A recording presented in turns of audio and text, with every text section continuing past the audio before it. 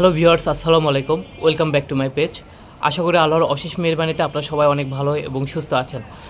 যেখান থেকে আমার এই ভিডিওটি দেখছেন সবাইকে জানাই আন্তরিক শুভেচ্ছা ও অভিনন্দন। সবার প্রতি বিনম্র শ্রদ্ধা ও ভালোবাসা রেখে শুরু করছি আজকের এই ভিডিওটি। ডিয়ার অডিয়েন্স, আপনারা যারা আমার এই পেজটিতে নতুন, কাইন্ডলি আমার এই পেজটিতে ফলো দিয়ে আমার 5 টাকার অনুরোধ থাকবে। আর যারা ইতিমধ্যে আমার এই পেজটিতে ফলো দিয়েছেন তাদের সবাইকে জানাই অসংখ্য ধন্যবাদ এবং অভিনন্দন।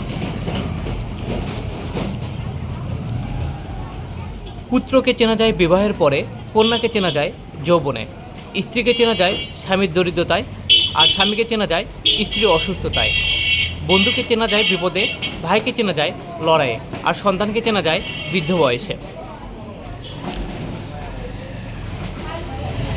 কবিতাটি যদি ভালো লেগে থাকে অবশ্যই লাইক, কমেন্ট এবং শেয়ার করে অন্যদের দেখার সুযোগ করে দেবেন।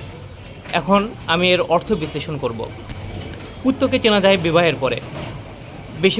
বেশিরভাগ সংসারে দেখবেন ছেলেকে যখন বিবাহ করানো হয় তারপরে কিন্তু সংসারে বিভিন্ন ধরনের অশান্তি লেগে থাকে। কন্যাকে চেনা যায় যৌবনে।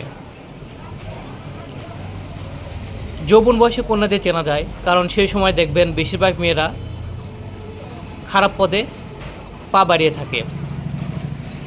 স্ত্রীকে চেনা যায় স্বামীর দরিদ্রতায়। স্বামীর যদি অর্থনৈতিক অবস্থা খারাপ হয় সেই সময় আপনি স্ত্রীর আসল রূপ দেখতে পারবেন।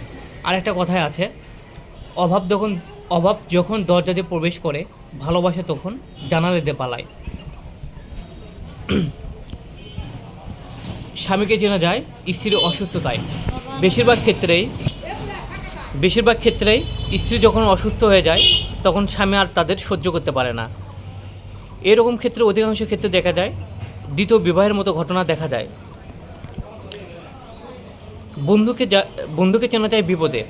যখন আপনি বিপদে পড়বেন তখন আপনি বন্ধুকে চিনতে পারবেন।